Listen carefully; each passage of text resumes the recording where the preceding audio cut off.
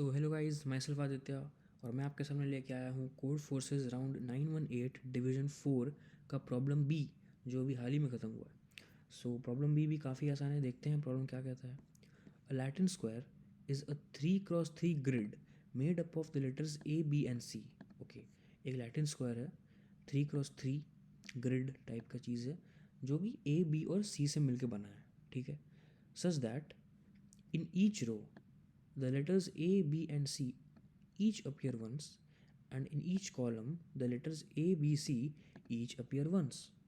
Okay okay okay, ठीक है। तो आप यहाँ पे देख सकते हो कि ये कहना चाह रहा है कि हर रो में एक ही बार ए बी और सी आएगा, और वैसे ही हर कॉलम में। तो यहाँ पे देखिए, हर रो में मतलब पहला रो A B C A B C ए, तो हर रो में एक ही बार ए बी सी आया है, और हर कॉलम में भी आप देखोगे एक ही बार ए बी सी आया है। तो इससे सबसे पहले तो आपके मन में क्या आता है?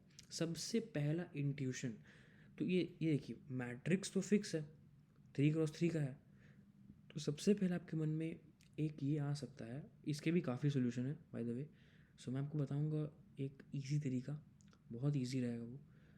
तो सबसे पहला इंट्यूशन आपके मन में ये आना चाहिए कि अगर ऐसा केस है कि हर एक रो में एक ही बार मैं ए का बात करता हूँ, ठीक है। हर एक रो में एक ही बार ए आ रहा है, हर एक कॉलम में एक ही बार ए आ रहा है। तो जो कॉलम में जो पहला कॉलम में जो ए आएगा, आप समझ रहे हो कि total number of A's total number of A present in this whole matrix वो 3 के बराबर ही होंगे, वो 3 ही होंगे, राइट। क्योंकि ए कहीं भी रहेगा तो वो एक कॉलम और एक रो का तो प्रॉपर्टी सेटिस्फाई कर देगा। जैसे ये ए है यहाँ पे, तो ये ए जो है ये एक रो यानी कि इस रो का, और एक कॉलम यानी कि इस कॉलम का प्रॉपर्टी सेटिस्फाई कर दिया है, ठीक है। ओके, और वैसे ही हमारे पास टोटल कितने रोज एंड कॉलम्स है? टोटल 6 रोज एंड कॉलम्स है, 3 रो 3 कॉलम। तो यहाँ पे एक ए जो है एक कॉलम और एक रो का प्रॉपर्टी सेटिस्फाई कर रहा है, तो हमारे पास 3 ए होंगे, वैसे ही 3 बी होंगे और 3 सी होंगे। इसका मतलब एक लैटिन स्क्वायर में number of A's 3, number of B's भी 3 और नंबर ऑफ सीज भी 3 होंगे। अब ये कहता है कि you are given a Latin square but one of the letters was replace with a question mark. तो एक लेटर जो है वो क्वेश्चन मार्क से रिप्लेस हो गया है, तो find the letter that was replaced. तो आप क्या कर सकते हो? आप सबसे पहले तो एक इनपुट लेना, आप एक थ्री डी बोल रहा हूँ, एक 2D एरे आप इनपुट लेना।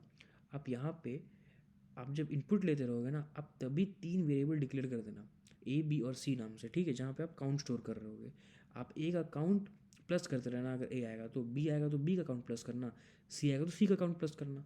जब आप पूरे ट्रैवर्सल को ख़त्म कर चुके होगे, तब आप देखना कि किन दो का काउंट इक्वल है और किसका इक्वल नहीं है। जैसे इस केस में आप देख सकते हो ए कितने बार आ रहा है, 1 2, तो ए 2 बार आ रहा है, बाकी बी 3 बार है, सी 3 बार है। तो जिसका काउंट 3 नहीं है वही आंसर हो गया। आप समझ रहे हो? जिसका भी काउंट 3 नहीं है वो आंसर हो गया। तो इसको करने का भी बहुत सारे तरीका है। आइए मैं कोड दिखा देता हूँ। सो देखिए, कोड यहाँ पे है, टेस्ट केस लिया है मैंने, ठीक है। एक कैरेक्टर एरे बनाया है 3x3 का, और जैसा मैंने आपको कहा था 3 वेरिएबल डिक्लेयर किए हैं मैंने ए बी और सी के काउंट को स्टोर करने के लिए, count A count B count C. Okay, ये तो इनपुट का पार्ट है। एक 2D एरे में ऐसे इनपुट लिया जाता है 2 लूप चला के। मैंने इनपुट ले लिया एरे में, और इनपुट के साथ ही साथ मैं चेक कर रहा हूँ कि क्या वो ए है। अगर ए है तो ए का काउंट बढ़ रहा है, अगर बी है तो बी का बढ़ रहा है, अगर सी है तो सी का बढ़ रहा है। ये पूरा इनपुट लेने के बाद अब मैं चेक कर रहा हूँ, अगर ए और बी का काउंट इक्वल है तो सी आउटपुट कर दो, क्योंकि अगर ए और बी का काउंट इक्वल है मतलब 3 है, तो सी ही आंसर होगा। तो इसका भी काफ़ी सारे तरीके थे, तो ये एक तरीका था। तो आपको समझ में आ ही गया होगा ये चीज़, आई होप। सो उम्मीद है आपको पसंद आई होगी ये वीडियो। आगे मिलते हैं प्रॉब्लम सी के साथ। So thank you guys for watching this. Keep learning and happy coding. Thank you.